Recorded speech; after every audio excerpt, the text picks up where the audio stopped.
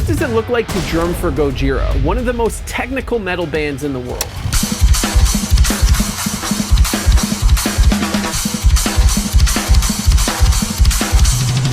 After studying hundreds of hours of footage, I found 7 drumming secrets that every drummer should know if they want the skills to be good enough to drum for Gojira. And let's start with something that everyone tells you not to do, but their drummer Mario does all the time.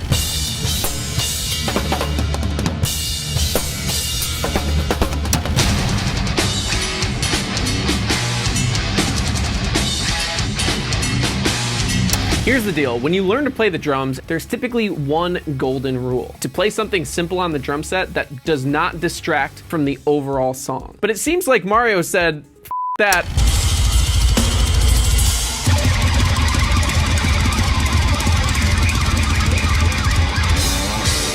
But that's the whole point of Mario's drum parts. He overplays intentionally. The key difference here is that the music is oftentimes built around his drum part. So by overplaying, he's actually serving the song perfectly.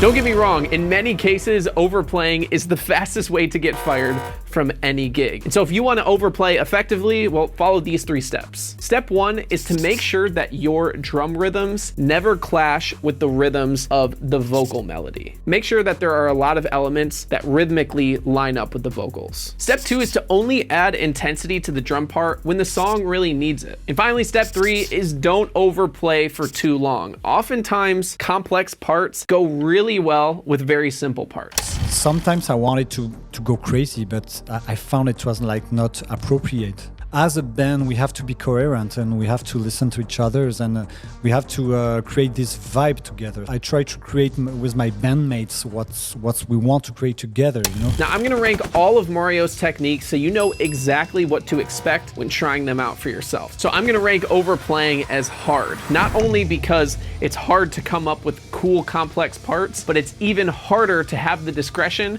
to know to use them sparingly.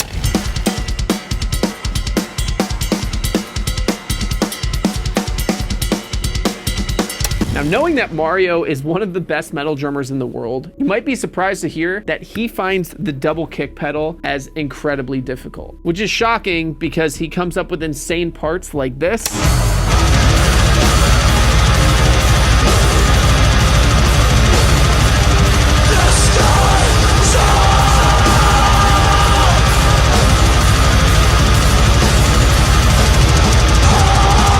And this.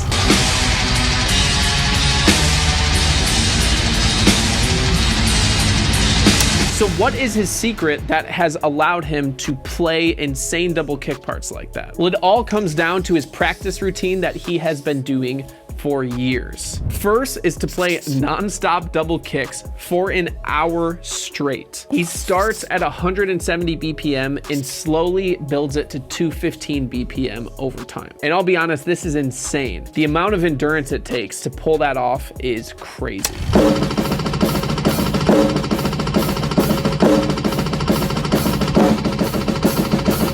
This is what Mario does every single day to stay in shape. And on top of that, he makes sure that he practices a total of 2 hours every day. If you lose this discipline, you so even if I have a busy days with the family logistic, I always try to spend at least 2 hours in the practice room every day. Now, the big takeaway here is to always be a student. I promise you, the best drummers are the best, not because they were born with it, but because they spent the most time educating themselves and applying what they've learned onto the kit and spending time practicing. Now, if you want a practice plan specifically catered to where you're at in your drumming to help you level up quickly, plus a ton of note-for-note notation of Gojira's best songs, well then click the link below to get a free 15-day trial of my online drum school, DBO Academy. We help thousands of drummers every single month level up their drumming and join an incredible community of drummers that encourage you every day to keep pushing. Click the link below and I'll see you there. Now, I would rank Mario's double kick practice as impossible because most drummers wouldn't even make it past 10 minutes of this rigorous training.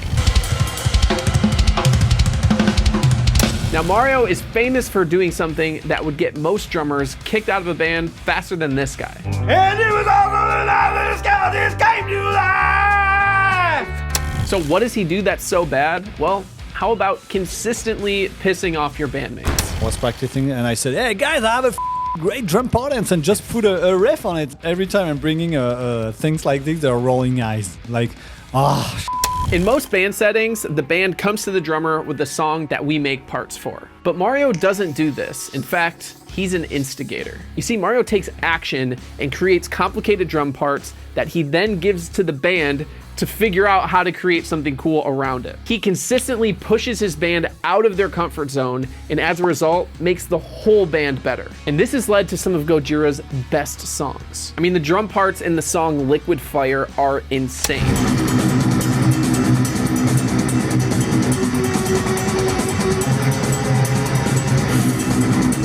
Paradiddle and then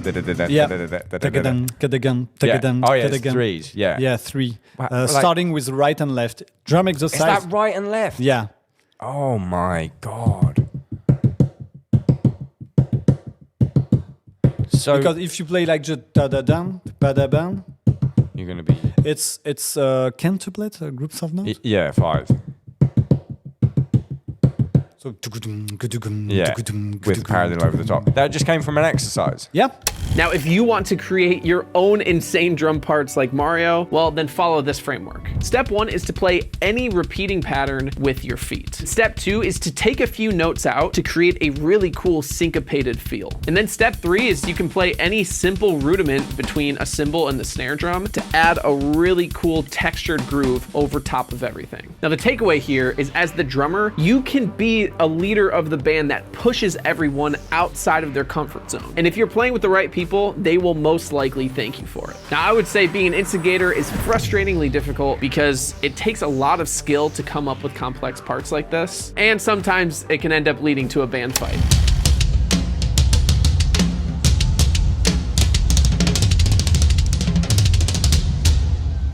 Let me ask you a question. What is the best story that you've heard recently? Was it from a movie or a book? How about a drum solo? Now, most of us think of drum solos as just opportunities to show everyone that we are sick drummers, but oftentimes it ends up looking like this.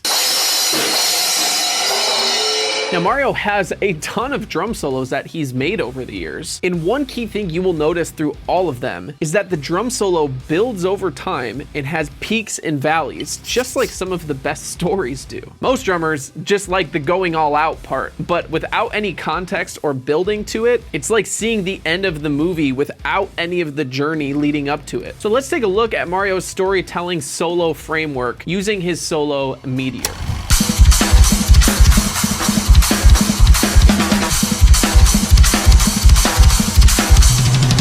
First, Mario sets the scene. Mario does this with an attention-grabbing groove that sounds creative, chaotic, but it's not too over the top. Step 2 is Mario ups the stakes of the scene. So he takes what he started with and builds it and makes it more intense.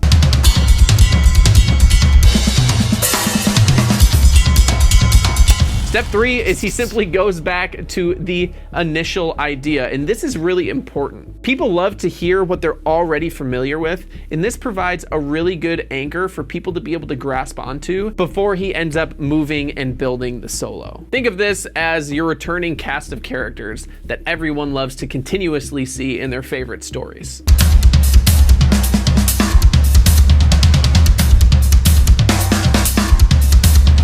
Part 4 is Mario adds space in his solo. In any story where there's constant action, you need that little bit of space before going into the next action set piece. And this is exactly what Mario does here, and it also creates curiosity for the listener of wondering what's gonna happen next.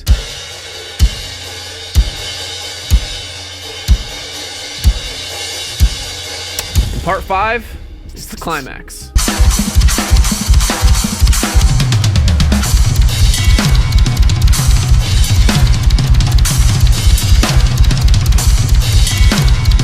I'm I'm gonna rank becoming a master storyteller through drum solos as impossible, because Mario has mastered this beyond what most people can even comprehend. It is really difficult to pull off.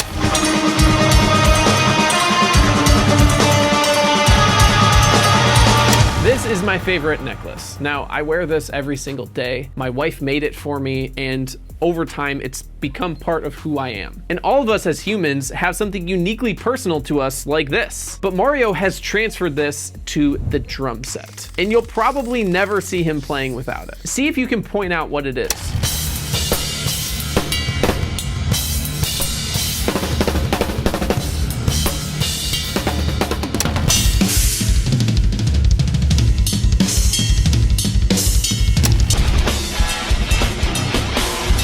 The thing you will always see Mario playing with is his crazy Mega Bell ride. This cymbal has a ginormous bell that is impossible to miss with a really unique tone to it. You can hear this bell in almost every Gojira song, and it's become instrumental for how Mario crafts some of his unique drum parts. The big takeaway here is that to drastically change your sound as a drummer, it doesn't always have to be what type of patterns or grooves you're playing on the kit. Sometimes it can be as simple as how your drums or cymbals sound that make you unique and grow your overall creativity. And it doesn't always just have to be buying expensive gear. You can simply change the way your drums are tuned or stack two cymbals together and find something that you really love that draws more creative patterns out of you. For me, it would be my stack over here, or any of these stacks. These are kind of my creative forces that allow me to come up with things that are different than what other drummers would come up with. Because a really easy hack to sound different than other drummers is to play with a different setup than other drummers. I would rank this as easy because you could literally make any of these changes in an instant.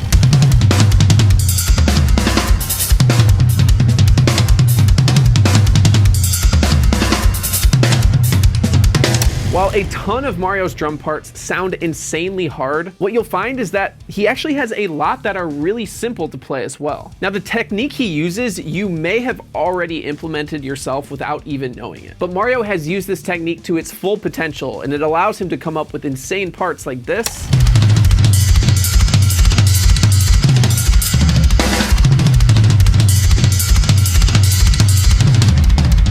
And this.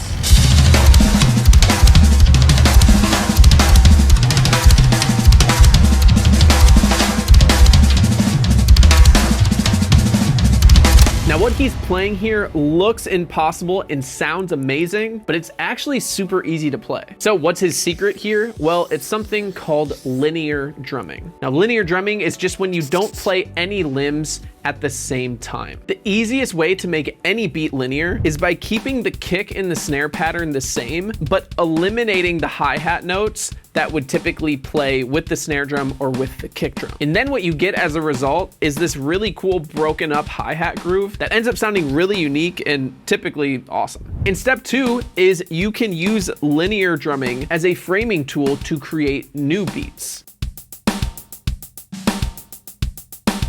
Now, if you feel like you are stuck in a rut playing the same thing over and over on the kit, well then linear drumming may be a great tool for you, because when you sit down and try to come up with a new drum beat where nothing can hit at the same time, your brain thinks in a totally different way, and I promise you, you'll end up being really surprised by what type of cool drum beats you come up with. Now, I'm gonna rank linear drumming as easy because oftentimes it just looks like removing notes from your existing beats.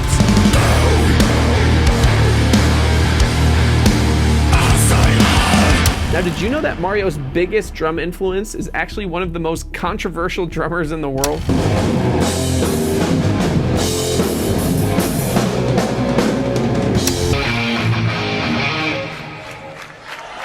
We have to start it again? I'm talking about Lars Ulrich from Metallica, but this was the first drummer that inspired Mario to really start playing. And I saw a video of Lars Ulrich behind the drums. Right away I wanted to play drums and to start to be a drummer. So definitely Lars Ulrich is one of my biggest influence ever. The key takeaway here is what is something simple that you can do really quickly that will elevate your overall drumming. Like in the case of Lars, it wasn't even his skill, it was the energy that he brought to his live shows. As drummers, we have a lot working against us. A lot of the time, the band wants to push us into the back seat, the audience wants to push us into the back seat. So what are simple things that you can do to stand out? For some people, it's having really creative drum parts. For some people, it's having an infectious energy when they play live. For some people, it's having really unique setups that stand out. What is something unique about you that you can apply to the drum set that will help you stand out from the crowd? Now, I'm gonna rank the Lars effect as hard because it is difficult to figure out a creative way to separate yourself from other drummers, but it is always worth it. And one drummer who stood out in a huge way and created a ginormous metal drumming legacy is the Rev. Click right here to learn more about the Rev strategy for becoming one of the best metal drummers in the world.